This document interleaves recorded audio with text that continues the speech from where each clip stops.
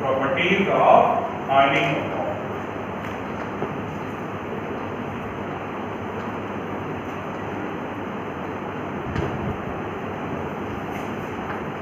देखिए ionic compound हम लोगों ने पढ़ा है कि आयनिक कंपाउंड का मतलब होता है कि जहां पर इलेक्ट्रॉन ट्रांसफर, ठीक है, जैसे आपको मालूम है कि जितने भी आपके एलिमेंट हैं जब उनका इलेक्ट्रॉनिक कॉन्फ़िगरेशन दें तो इलेक्ट्रॉनिक कॉन्फ़िगरेशन में हम देखते हैं कि उनकी आउटर मोस्ट ऑर्बिट में 1 2 3 4 5 6 7 और 8 इलेक्ट्रॉन हो सकते हैं, इससे ज्यादा नहीं हो सकते। ठीक है, जितने भी आपके 120 आपके एलिमेंट्स हैं सबका कॉन्फ़िगरेशन कर लीजिए, उनमें आपको यही कंडीशन सामने मिलेगी कि या तो 1 होगा, 2 होंगे, 3 4 5 6 7 8। अब 3 तक इसमें होगा, यानी जिनकी आउटर मोस्ट ऑर्बिट में अप टू 3 इलेक्ट्रॉन होगा, 1 2 या 3, they are termed as metals.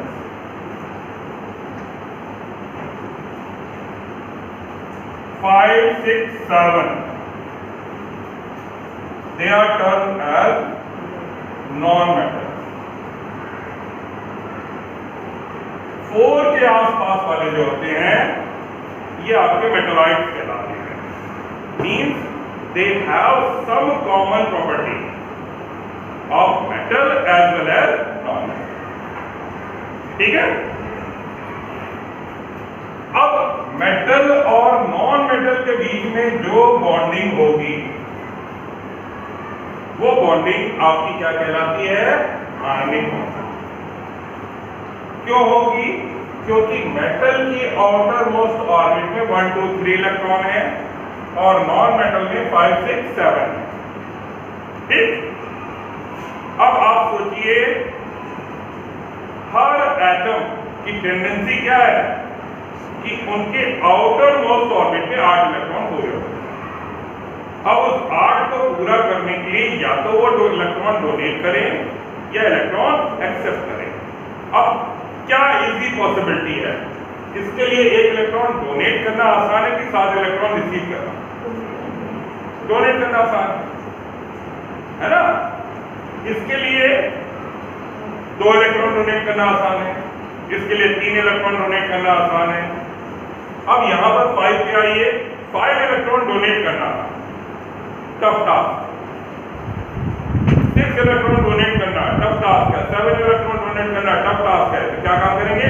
ये रिसीव करेंगे। इसको 3 चाहिए, इसको 2 चाहिए और इसको 1 चाहिए। ये जो ग्रुप आपका है ये आपका होता है इनर्ट गैसेस का,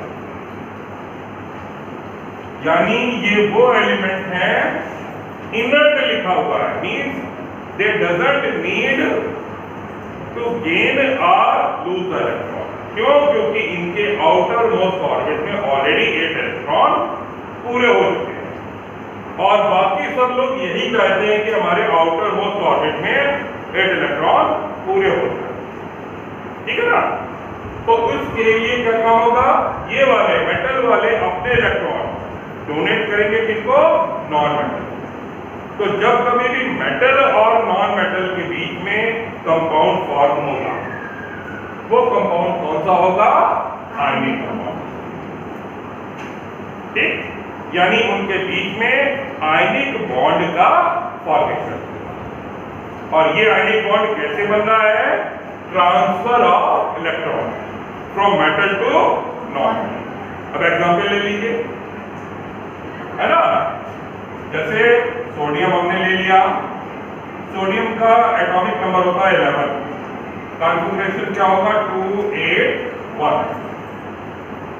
और क्लोरीन ले लिया हमने, कॉन्फ़िगरेशन होगा, एटॉमिक नंबर होता है 17, कॉन्फ़िगरेशन हो जाएगा 2 8 7। यानी इसके आउटर मोस्ट ऑर्बिट में 1 इलेक्ट्रॉन है, इसकी आउटर मोस्ट ऑर्बिट में 7 इलेक्ट्रॉन। तो ये सोडियम जिसकी आउटर मोस्ट ऑर्बिट में 1 इलेक्ट्रॉन है, और ये क्लोरीन जिसकी आउटर मोस्ट ऑर्बिट में 7 इलेक्ट्रॉन है।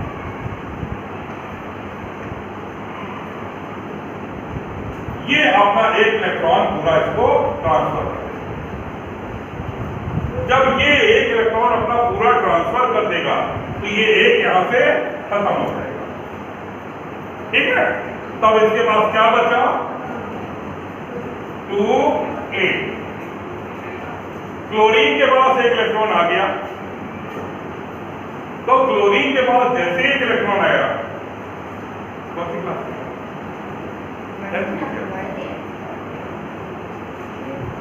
तो कॉन्फ़िगरेशन क्या हो जाएगा? 2a8। एटॉमिक नंबर इसका 11 था। 1 इलेक्ट्रॉन देने के बाद भी एटॉमिक नंबर इसका 11 ही रहेगा, क्योंकि एटॉमिक नंबर आप किससे कवर करते हो? एटॉमिक नंबर की डेफिनेशन क्या पढ़ी है आप लोगों ने? Number of protons present in the nucleus, यानी किसी भी एटम के न्यूक्लियस में जितने प्रोटॉन पाए जाते हैं उनको हम कहते हैं एटॉमिक नंबर उसका। तो प्रोटॉन्स जो हमने नहीं दिए हैं, तो एटॉमिक नंबर तो उसका 11 ही रहेगा, यानी इसके पास 11 प्रोटॉन है। लेकिन इलेक्ट्रॉन कितने हो गए? इलेक्ट्रॉन हो गए 10। 11 प्रोटॉन है पॉजिटिव चार्ज वाले, 10 इलेक्ट्रॉन है नेगेटिव चार्ज वाले। इसका मतलब 1 पॉजिटिव चार्ज इसके पास ज्यादा हो, तो इस Na को लिखा जाएगा Na+। क्लोरीन का क्या है? एटॉमिक नंबर 17 है, लेकिन इलेक्ट्रॉन कितने हो गए? 18 हो गए। 17 पॉजिटिव चार्ज था और 18 नेगेटिव चार्ज हो गया, तो एक नेगेटिव चार्ज एक्सेस हुआ। एक नेगेटिव चार्ज होने की वजह से क्लोरीन के ऊपर एक नेगेटिव चार्ज आ गया। और चूंकि इलेक्ट्रॉन ट्रांसफर कभी होगा जब ये पास पास में होंगे, कभी तो दे सकते हैं। ऐसा तो नहीं है कि एक इस कमरे में बैठा हुआ है, दूसरा 3 कमरे दूर बैठा हुआ है, सटे होना चाहिए। तो उस केस में क्या होगा कि इसके ऊपर पॉजिटिव चार्ज है, इसके ऊपर नेगेटिव चार्ज है, तो ये क्या काम करेंगे? अट्रैक्ट करेंगे, और एक दूसरे से इनके बीच में क्या होगा? फोर्स ऑफ अट्रैक्शन लगेगा, और ये बिल्कुल आपस में एक दूसरे से जुड़ जाएंगे। जुड़ करके ये बना लेंगे कंपाउंड। ये कंपाउंड आपका कहलाएगा आयनिक कंपाउंड, ठीक है। और इनके बीच में ये जो बन रहा है, ये अट्रैक्शन को शो करने के लिए हम एक बॉन्ड ऐसा बना देते हैं। है अट्रैक्शन, लेकिन उसको हम एक बॉन्ड फॉर्म में बना देते हैं, and that bond is called ionic bond. Clear? तो आयनिक बॉन्ड समझ में आ गया कि आयनिक बॉन्ड हमारा क्या है। अब हमें इसी आयनिक बॉन्ड की प्रॉपर्टीज देखनी है, यानी वो कंपाउंड जिनके अंदर आयनिक बॉन्ड पाए जाते हैं उनकी क्या क्या प्रॉपर्टीज होती है, ठीक। तो देखिए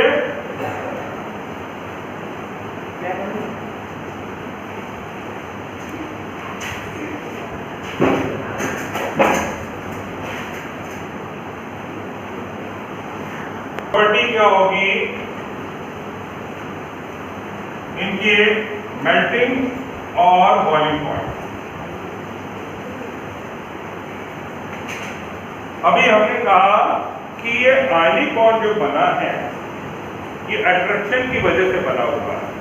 तो अट्रैक्शन की वजह से बने होने से ये सबसे स्ट्रॉन्गेस्ट बॉन्ड होता है।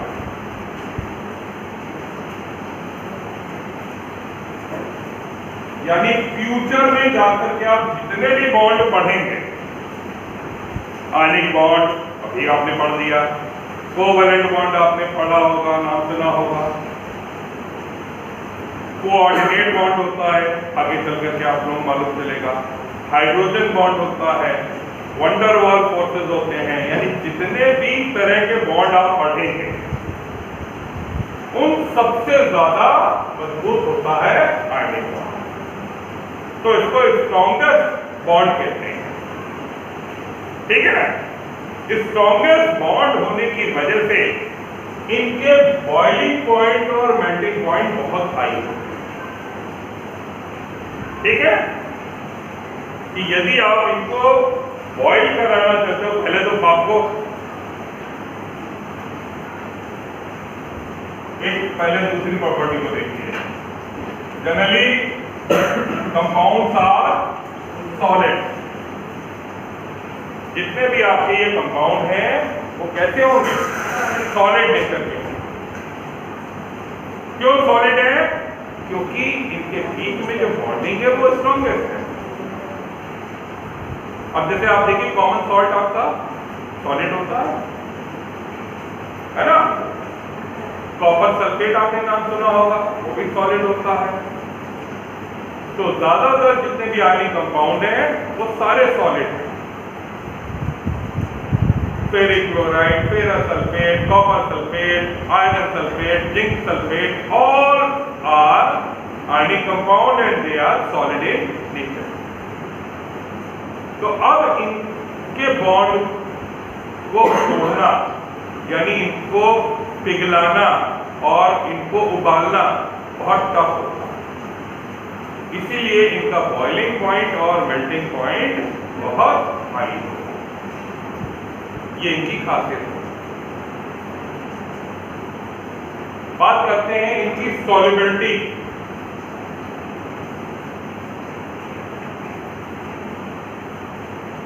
सॉल्युबिलिटी का मतलब क्या होता है कि इनको हम कहां पर डिसॉल्व कर सकते हैं। वाटर को छोड़ करके आप इनको कहीं दूसरी जगह डिसॉल्व नहीं कर सकते। अब आप कहोगे दूसरी जगह कौन सी बची? तो जरा बताइए दूसरे कौन से लिक्विड हो सकते हैं? जैसे कैरोसिन आप जानते हो, पेट्रोल आप जानते हो, 100% प्योर अल्कोहल आप जानते हो, ईथर जानते हो, एसीटोन जानते हो। एसीटोन ना जानते हो ना, क्या काम आता है? एक बहुत कॉमन काम आता है, इसलिए हमने पूछा। Nail polish remover. Nail polish remover acetone होता है। तो एसीटोन हो गया। तो इस तरह के जितने भी बेंजीन हो गया, बहुत सारे आपके ऑर्गेनिक कंपाउंड्स हैं। उनमें यदि आप किसी भी आयनिक कंपाउंड को डाल दीजिए उसमें डिसॉल्व नहीं होगा। नमक ले लीजिए, आप उसमें डाल दीजिए, बॉटम पर आपको बैठा हुआ नजर आ जाएगा। लेकिन वाटर में ये सॉल्वेंट होते हैं और वाटर में सॉल्वेंट होने का भी एक प्रमुख कारण है कि कोई भी आप आयनिक कंपाउंड ले लीजिए, यदि आप इसको पोर कर दीजिए किसमें? वाटर में, तो they become soluble and they dissociate into their ion. कि जैसे ही आप इसको डालोगे आपको क्या चीज देखने को मिलेगी कि ये तुरंत अपने आयन में ब्रेकअप हो गए। ठीक है?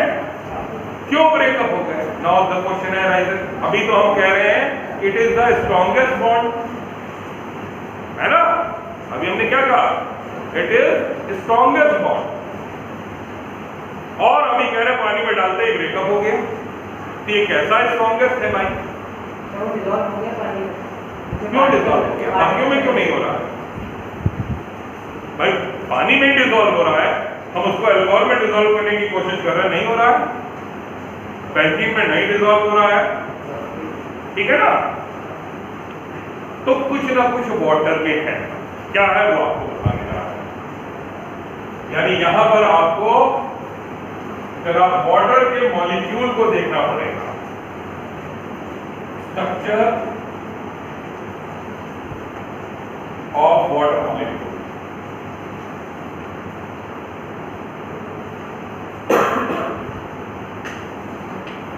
वाटर में आप जानते हो 2 हाइड्रोजन होते हैं और 1 ऑक्सीजन होता है। ये बीच में ऑक्सीजन होता है, साइड में इसके हाइड्रोजन लगे होते हैं और इनके बीच में बॉन्ड होता है। लेकिन ये जो बॉन्ड होता है ये कौन सा होता है? कोवैलेंट बॉन्ड होता है, शेयरिंग वाला। यहां पर इलेक्ट्रॉन ट्रांसफर नहीं हुए, है ना, शेयरिंग वाला। कोवैलेंट बॉन्ड वाले जितने भी कंपाउंड होते हैं उनकी एक प्रॉपर्टी होती है कि उनके बीच में एक डेफिनेट बॉन्ड एंगल पाया जाए। यानी ये जो दो बॉन्ड बन रहे हैं इनके बीच में एक सर्टेन एंगल होना बनेगा। तो वाटर मॉलिक्यूल स्ट्रेट नहीं होता है, वो आपका होता है हल्का सा बेंड। यानी दो जो बॉन्ड बनेंगे वो इस तरह से बनेंगे और इनके बीच में ये जो बॉन्ड एंगल है ये 109 डिग्री का होगा। 109 डिग्री। तब आप देखिए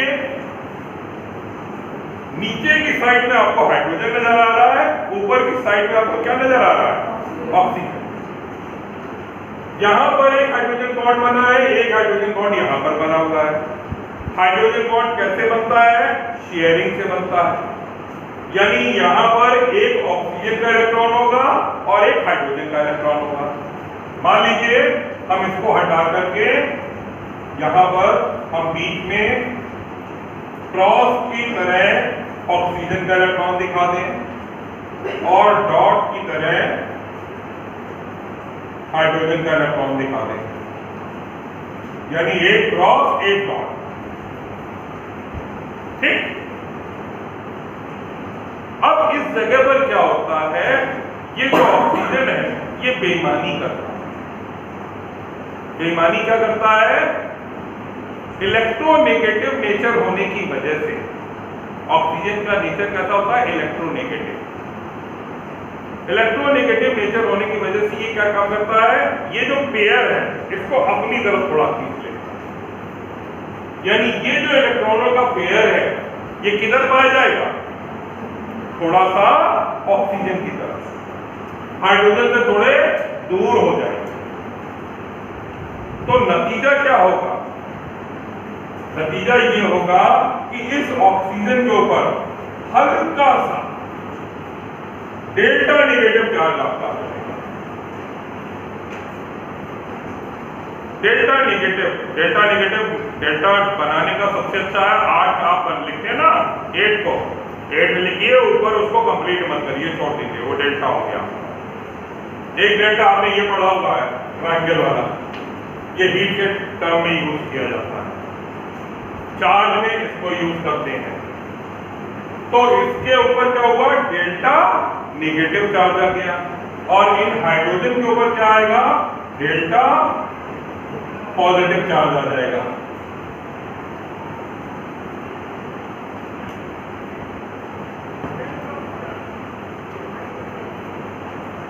ठीक है।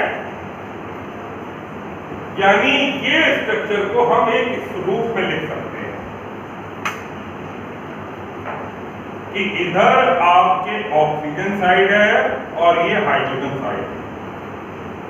ऑक्सीजन साइड के ऊपर नेगेटिव चार्ज है और हाइड्रोजन साइड के ऊपर क्या है? Positive charge. ऐसे वाटर मॉलिक्यूल पाए जाते हैं। यानी जितने भी वाटर मॉलिक्यूल होते हैं इस नेचर के होते हैं और इस नेचर के होने की वजह से इनको कहते हैं पोलर सॉल्वेंट।